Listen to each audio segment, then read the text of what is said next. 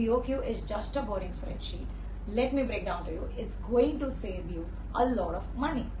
Before starting any project, billing of quantity BOQ should be prepared prior, so you know what you are going to give to the client and the client knows what you are going to get out of it. So there are no fights between you and your client. मुझे याद है जब मैं site करती थी मेरे को किसी ने ये चीज सिखाई नहीं थी. So I'm going to tell you all everything in detail in a series format of how to make a BOQ and how to submit. So if you're a student, it is a plus point for you. If you're on a beginner level and you know how to read a BOQ, you can approach and tell your boss that I know how to do a BOQ, how to read a BOQ, and that can be a plus point for your joining. You know, a lot of times जब मैंने BOQ बनाना चालू किया था, मैं भी काफी चीजें भूलती थी. तो delivery charges are not there, freight charges are not there. Mirror is coming. Imagine a mirror is getting delivered to your place. You have paid the delivery charge, you have paid everything. What if the mirror breaks? Whose responsibility is it? So how do you recover from that is also one thing that you have to keep in mind while making a BOQ, and which a lot of people tend to forget. Today I will show you how to structure a BOQ spreadsheet. The format, the title, the data, how many sheets will be required in a spreadsheet, and the total, as well as the notes that has to be mentioned at the end of your spreadsheet. So you can present like a pro even if you are a student. So you can present. Let's begin. But instead of writing it down and taking notes on a pen and paper and losing that paper or a book later on, I will suggest start making the spreadsheet along with me. Open your Excel or your Google Sheets, wherever you all are comfortable doing and making the format. But remember, this is going to be your forever format. So stay tuned for the next video. Also recommend your friends, don't leave them behind. Tell how many. Guys, let's talk about how the sheet will be viewed. So either you can work on Google Sheet, either you can work on numbers on iPhone, or you can have a Microsoft Excel file. So all three things work in a similar form. Today's topic was just the format, so I'm not going to explain you what is coming inside the sheet or how to calculate. That will be in the next episode. So we divide the sheets in different forms. First is your carpentry, then is your civil, plumbing, electrical, paint, miscellaneous, design elements and fees, and summary sheet. So how do you add a sheet? You have a plus sign here. Can you see? Once you do this, so once you press plus, you get a sheet here. If you don't want the sheet, you can hide it away. Okay? Then let's talk about the first sheet that you will make for the client. This is the introductory page. Whatever things I am highlighting in maybe this color, let's talk about this sheet now. So this is interior cost estimate. Why do we write estimate? There's one reason, because this is estimated sheet. It cannot be to the true size unless you finish the project. So one estimate we give is block estimate, then we give interior cost estimate, and then the last estimate comes after your project is done. That is your final estimation. So this is the second estimate that we are going to talk today, since you all have completed your designing part. The second row will have your studio name or your firm name. Then you will have your address of your office and pin code. If you don't have an office, you can write your house address or wherever you will get your client visits or whatever. If you don't have anything, just don't write anything. Don't write any addresses, nothing. Then you will have your phone number and your website if you have any. So I've divided the sheet into two forms. In the right side there's project. So this is basically a website scanner. If you scan this, you can immediately go to my projects page of my website. Then this is my logo. This is your client's details that we are going to talk about. Let's talk about them. So first is the project name. Now it can be either a kiosk, either a brand or a retail, a hospital, commercial area, office, anything. So here we are talking about residence project. So I'm going to write Anushka residence renovation, then your client's name, then your location, when your project start. Again, estimated completion date. There's a reason why I have written estimated. You cannot write a finished date here in case if your project prolongs or get delays or it is completed prior, if at all, then you will be in problem if you do not write this, just this word estimated. That is why here also we have written estimate. Got it? So this is your first page and first header of your sheet. Now let's come to the last page, that is your summary sheet. So this is how your summary sheet looks. These are your terms and conditions that we have written. Okay. Now how do we collaborate between the first sheet and the last sheet? Okay. Okay, let's do one thing. Let's talk about it later. First, I feel I'm done with the introductory header part. So, after that, immediately we talk about, let's get rid of this color first. It's little bit of disturbing for me. Huh. Then let's delete these. Okay, here we are. So, what are the rooms that you will be doing? First is the, for me, what I have written is living room, kitchen, master bedroom, and as soon as we scroll down, we get common bedroom, toilet, and balcony. Anywhere in your entire project, anywhere if there's carpentry, because the page indicates carpentry, so any work if there's carpentry work, maybe toilet, your bedroom, then you have to write those different room names. Once you are done with those room names, it will be easier for the client to understand what work is to be done in each room.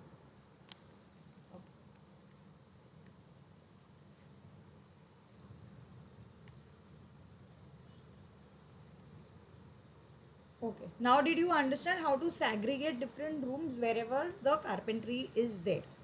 Then, the first column is your numbers. How do you segregate those numbers? This is A sheet, sheet number A. So, in living room, that is A1, A2, A3, A4. Again, in kitchen, your A1 doesn't come. Again, your A17 will come, continuation to the living room.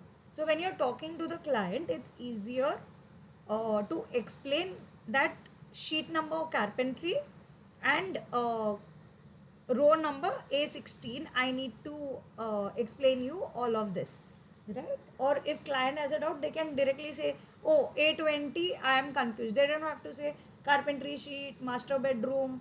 No, it's very easier to talk in numbers. So this is sheet A, carpentry, and the numbers continue in such format even if your room changes. Then your first column is description, scope of work. What is your scope of work going to be? Then your specifications, your size. Imagine you are doing a table that is 3 by 4. So 3 by 4 your size will come. What is the area? 3 into 4. What is the quantity? Is it in square feet? Is it in running feet? Then what is the per unit rate? And total will be the amount. So let's assume in the living room. I'm just going to explain you one out of one furniture. I'm not going to deep dive in everything in the format sheet. So this is, oh, sorry, let's write table. Then you can write a description is a huge thing, specification is a huge thing that I'll explain you all later. And size is, imagine, 4 by 3, 12. Then quantity is in square feet. What is your unit rate? Let's assume 500. This will go is equal to unit rate into area.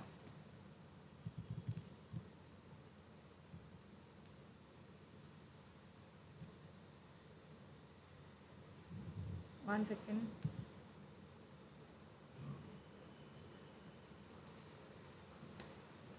So that is your amount. 6,000 rupees will be your table cost. Okay. Now once you have got all your furniture of your living room written about everything, you get a total amount. So this bar is basically your total. Got it? Individual. So they know that living room is going to cost me, for example, 6,000. Then again your kitchen will cost you whatever amount. Then again your master bedroom will cost you this much. Again common bedroom, same for each room individual. Then this subtotal part A will be your separate row, which will include all your rooms total. So your balcony ka total has come, toilet total, living room, kitchen, everything total will come and will be written here. So overall, there's a benefit of doing this, that people will understand that their living room will cost them this much individually, and in total of carpentry work will be cost this much. This is how your carpentry sheet is done. Again, notes, if you have to write, then simple notes will come. This thick ply I am going to use, so Fevicol is being used. What are you going to provide? If there's double height ceiling, you need to have scaffolding. Will it be provided by you? Will it be provided by them? These are the basic carpentry requirement and notes that the client should be aware of.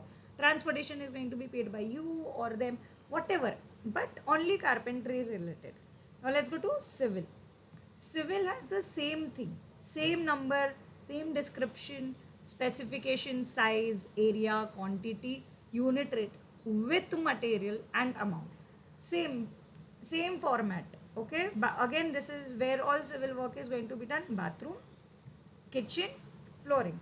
Total of bathroom, total of kitchen work, total of flooring. Then subtotal of part B, that is your civil, will be the total of your flooring, your kitchen work and your toilets. Okay. See the size, the area, square, we are counting it in not running feet or lump sum, it is in square feet.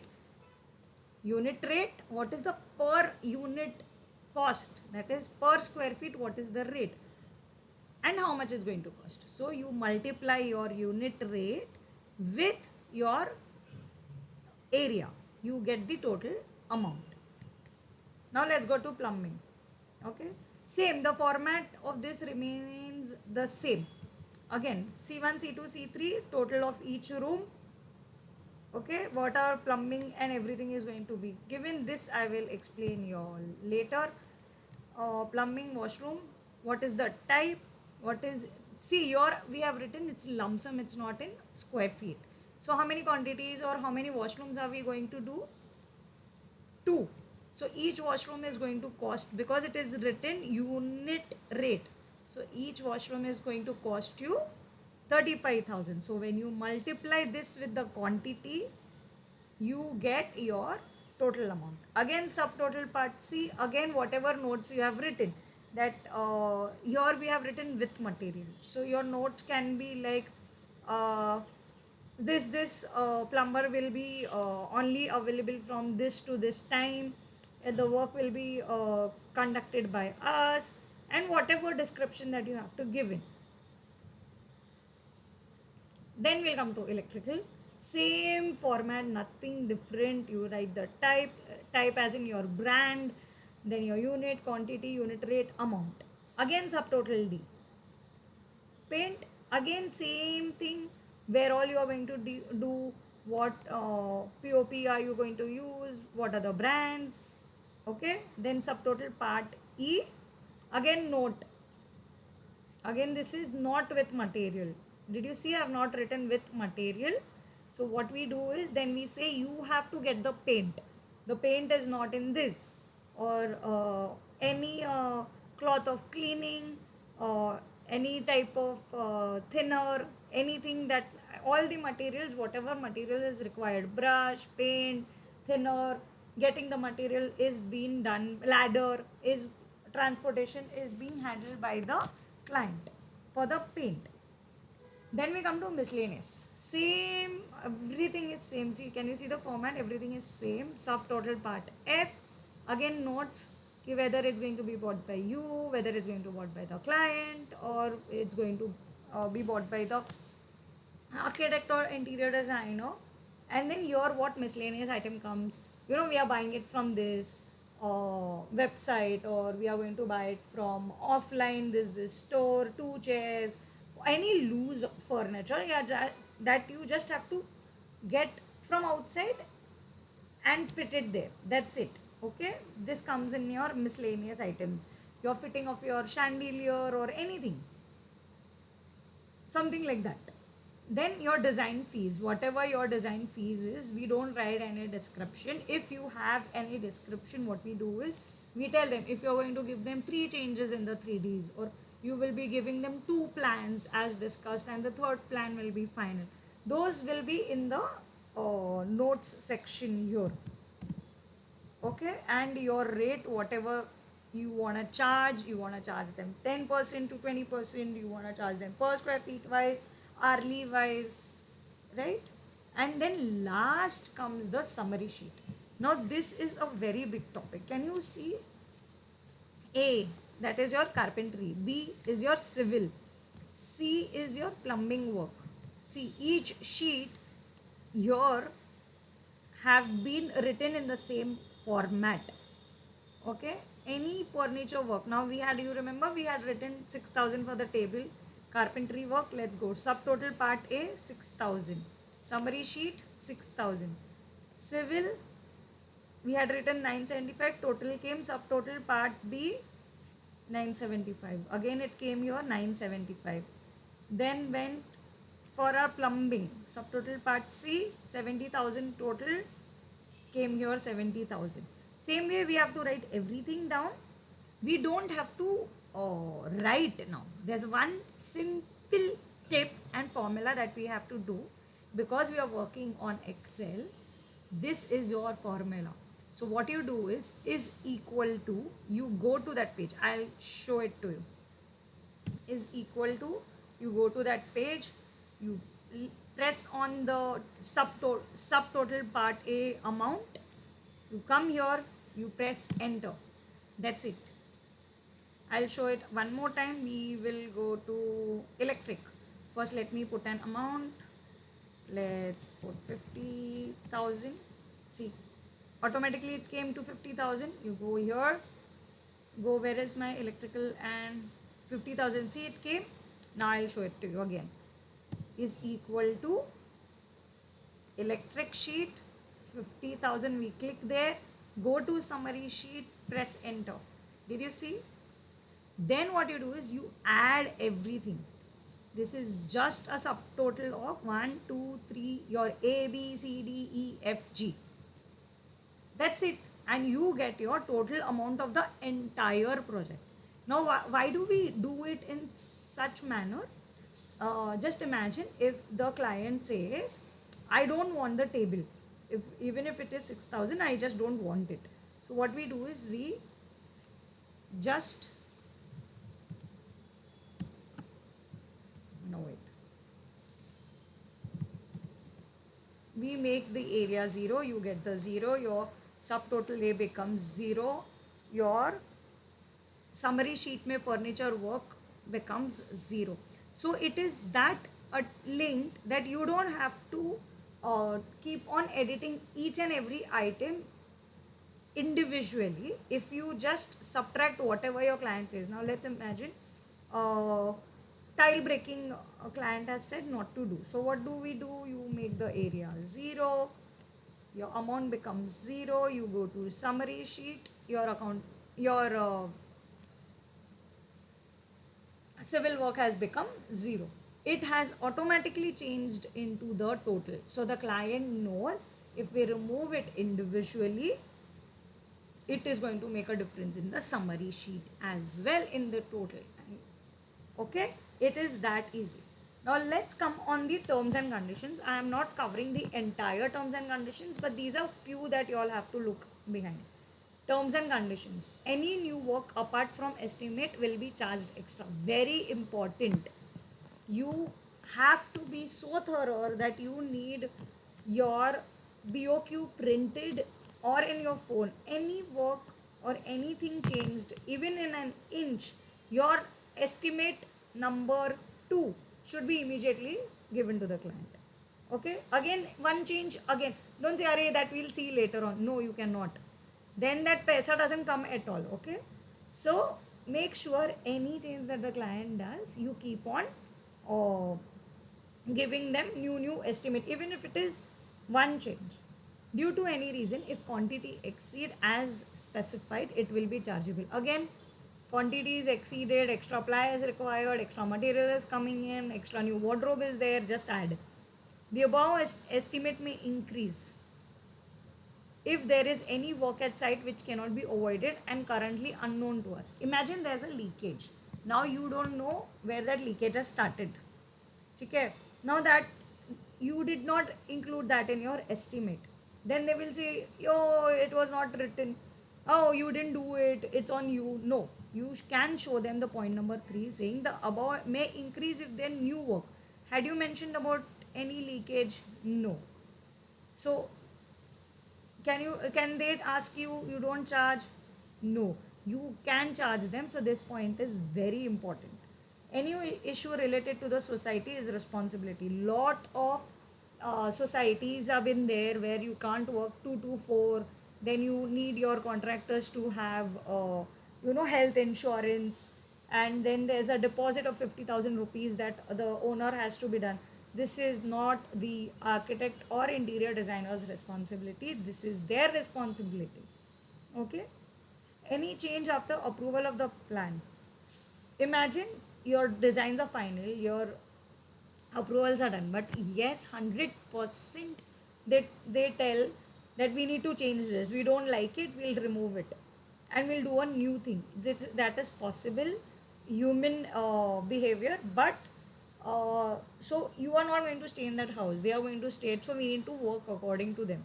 So immediately they change the plan, you change the design, you change the estimation, and then you forward it and tell them this, I am ready and I accept of whatever design you are ready to change, but we are going to forward the estimation, so you know that this is going to cost us this much. 10% fluctuation, 100% it's there, 10, 15, 20, 25, depending on how good of an calculator you are. See, here I have written the above rates are inclusive of labor and material only. Only, that's it. No transportation, nothing is involved. See, transportation extra as per actuals. So if you're getting a ply, your this estimation does not include the transportation of your materials. Get that straight. Make sure you have written it. Commercial ply, what type of ply are you using? Commercial ply, MDF, whatever, you have to write it.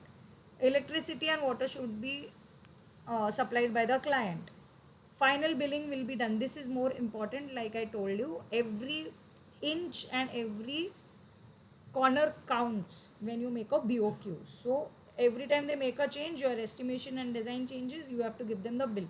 But the final billing will be done because there's a measurement sheet that we call people to get it done and verified. So there are no fights between the client and the interior designer. Once those estimation sheets are come out, the final estimation comes. The above rates do not include any taxes, and that shall be applicable. You have to be very clear how much percent of GST you will be, or how much percent whatever your tax will be, you are going to will be applied, or you are going to charge them. Architect's abstract of costing is based on assumptions, subject to change as per actual selection of the materials. Correct estimation of cost can be arrived on finalization layout material and fitting. Imagine the client is taking you to 100 places. Okay, so you cannot just tell the client on the first day that yeah, I'll be coming for the material selection, I'll be there everywhere. But the client is taking 8 days to 9 days, taking you to 100 vendors, and then still telling you no, you cannot change your costing, this is what we had decided, we are going to charge you. No, sorry, this is it. This is there on your BOK written very straightforward that if you are taking me to 100 places, I will be charging you extra for the same. There are many points that has to be included, but we'll do it on the, or I don't know, on the next video or in the coming future. This is it. This is so simple. I want everyone to make the sheet with an with with the video, along with the video, not write it on a pen and paper. It's going to be very easy for you all if you do it. So next, in the next vlog we will be doing carpentry, so it's a detailed thing. So I want you all, everyone, to make sure you prepare your first format and be ready for the next video. Bye bye.